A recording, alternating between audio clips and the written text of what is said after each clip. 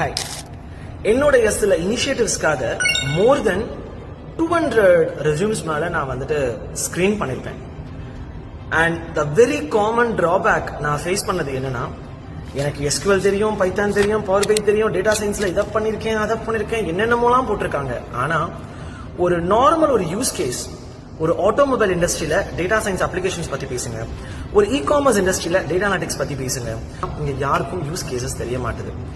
Important thing, என்னுடைய இந்த 5 வருஷ எக்ஸ்பீரியன்ஸ்ல எஸ்பெஷலி என்னுடைய இந்த ஸ்டார்ட் அப் இனிஷியேட்டிவ்ல நான் தெரிஞ்சுக்கிட்டது, டெக்னிக்கல் நாலேஜை விட பிசினஸ் நாலேஜ் ரொம்ப ரொம்ப முக்கியம். Technical talents can be hired, but if you want to be a leadership person, உங்களுடைய பிசினஸ் நாலேஜ் ரொம்ப ரொம்ப முக்கியம். along with your technical knowledge, under the line, along with your technical knowledge.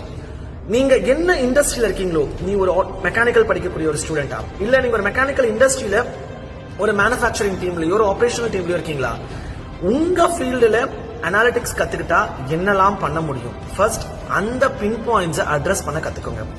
அதை பத்தி ஒழுங்கா தெரியாம நீங்க இவ்ளோ டெக்னாலஜிஸ் படிச்சு இவ்ளோ ப்ராஜெக்ட்ஸ் பண்ணி பிரயோஜனமே கிடையாது.